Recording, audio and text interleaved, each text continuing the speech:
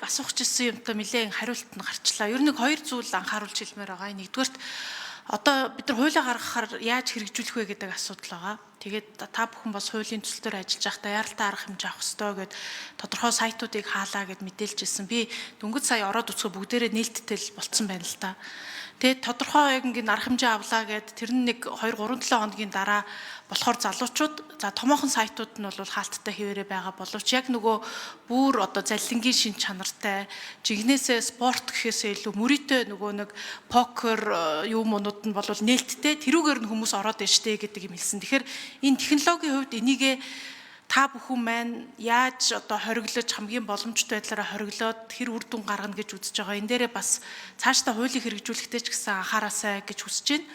За хоёрдугаарт бас хуулиа боловсруулж ирсэн одоо орж ирсэн ажлын хэсэгт хандаж ер нь дараагийн хууль дээр ажиллахдаа хууль зүйн техник талаас нь бас маш сайн харахгүй болвол ер нь хуулиа яаралтайгаар оруулжсэн энэ бол маш зөв алхам байсан. Энэ дээр бол талархалтай байгаа.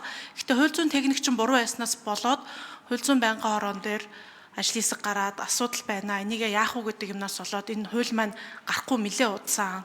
Тэгээ ингээд энэ хууль зүйн техник чи юм байна гэдээ ярихаар улсын хурал нэг лоббинд автцсан юм шиг хин нэг нь ингээд байгаа юм шиг удааж байгаа юм шиг ийм нөхцөл байдал руу одоо түлхэгч болохгүй. Тэгэхээр анханасаа хуулиа яаралтайгаар оруулж ирэхдээ энэ талуудаа маш сайн бодож орж ирэхгүй бол хин хинээгээ эвгүй байдалд оруулах юм нөхцөл байгаа шүү. Тэгээ энийг бас бодтойгоор бид нар хэлж явах хэрэгтэй. Тэгэхгүй бол ингээл нэг хин нэгний лобби ч юм шиг далд ч юм шиг дандаа хардлагууд дунд одоо улсын хурал бол эн чинь ажлаа хийгээл явж байгаа хүмүүстэй хууль зүйн хувьд бидний хувьд юу зөв байна гэдгийг хараа явж байгаа болохоор энэ дээр бас дараагийн нөхцөл байдалд анхаараасаа гэж хэлж байна. Тэгээ асуулт гэхээсээ илүү хэрэгжилтээр анхаараарай.